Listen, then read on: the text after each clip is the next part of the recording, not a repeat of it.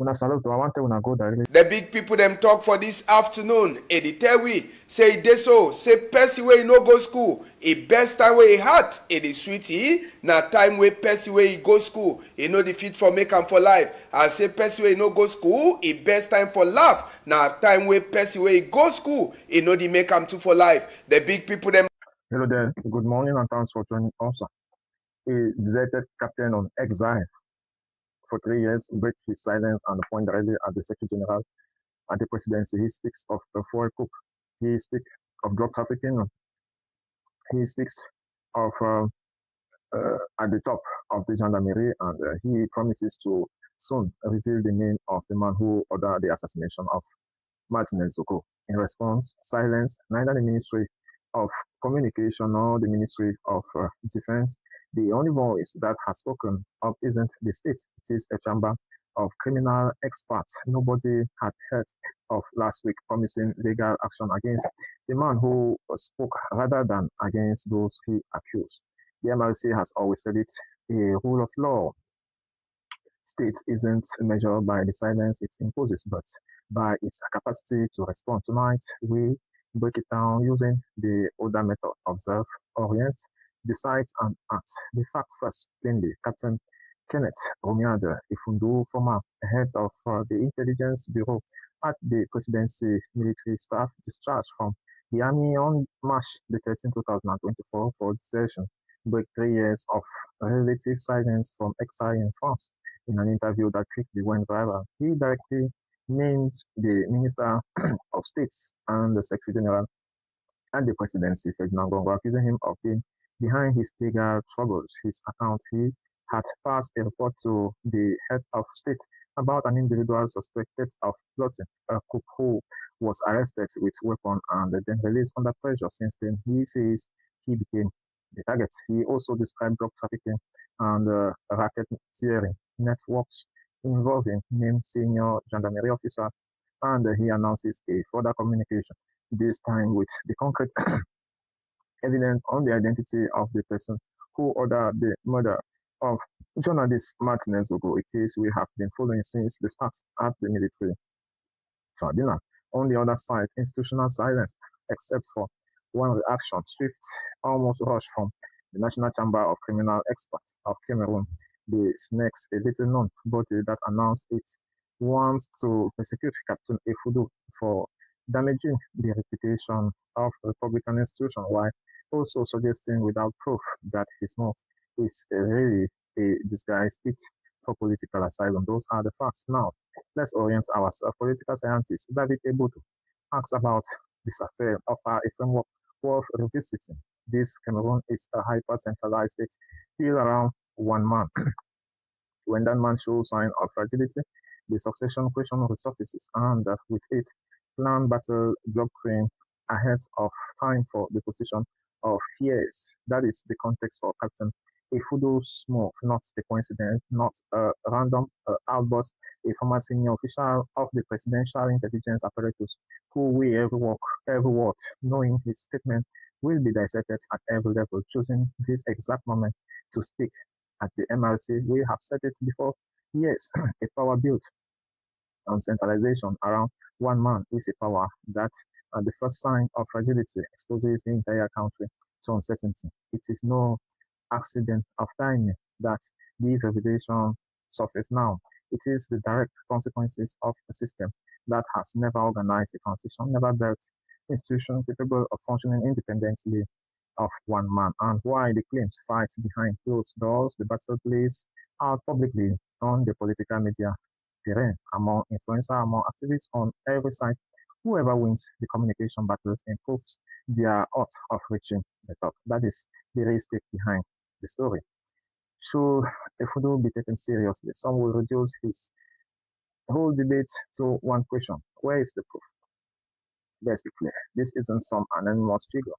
This is a former senior officer from former head of the Intelligence Bureau at the presidency owned military staff in an army built on the tradition of the Great Silence Service. 3 years of silence followed by such a direct public statement doesn't happen on a whim. So, no, it is our job to dismiss this. It is the state job to respond. and that is precisely where we are missing. No announcement, investigation, no commission, not a word from the Ministry of Defense, which is otherwise quite used to issuing statements on far less. Silence in a context like this isn't neutral.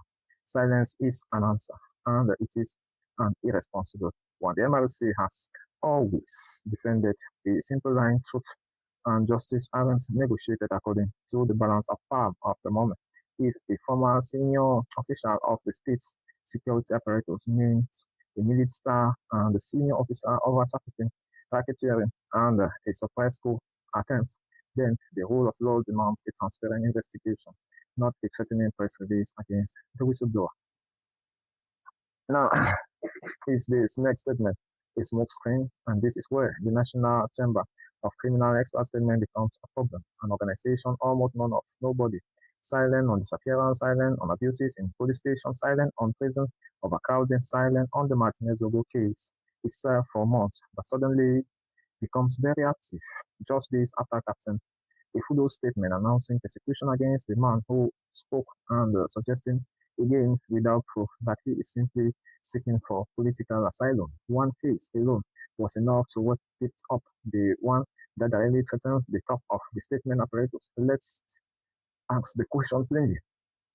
Who benefits from this rush? Is it a coincidence or an organized attempt to create a diversion, to discredit the messenger, so the message doesn't have to be addressed? The MRC worked towards the advent of a rule of law state. A rule of law state isn't one where obscure bodies substitute themselves for justice to shed those in power. If the individual's name, like Captain Effoudou, feel defamed, the path is well known. The court openly, not anonymously statement from phantom chambers.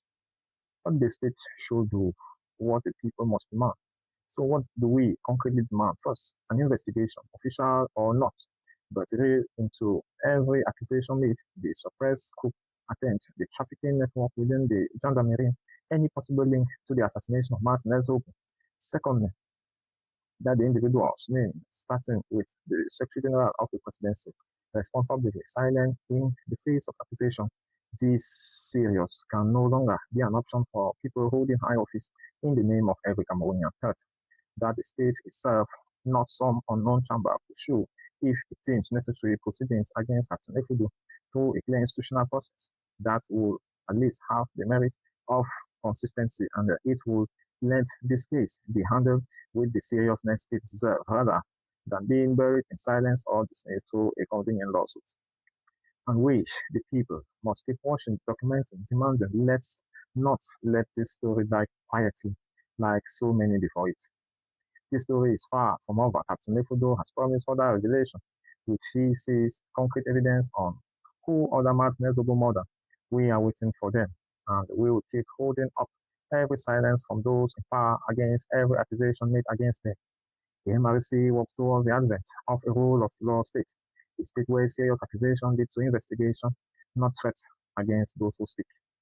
I am Cyril the Mayor, African Political News on Filter. See you very soon.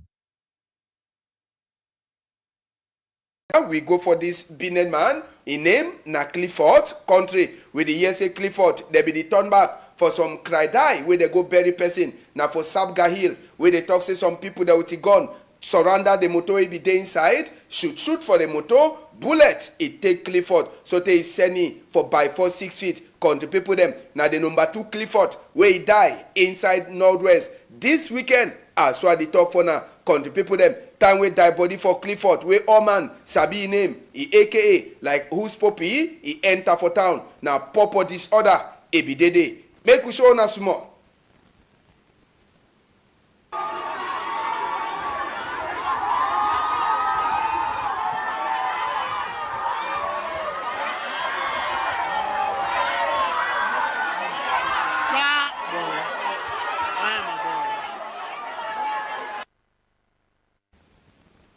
Now, so the cry be there for inside Bamenda this weekend country, and so this also talk on top insecurity. We go take una, we continue for talk. Grant and go. If you don't talk, say make civilian them. They give respect for uniform people them. But so now, I know sabi whether now the uniform people them, they know the one understand civilian or na civilian e no dey understand uniform people dem. Make we see wetin some taxi man e do am for some young woman wey na uniform woman, whether e just enter work, e dey learn work, I no sabi. Make una see video. Tu veux tuer la femme là. Tu veux tuer la femme là.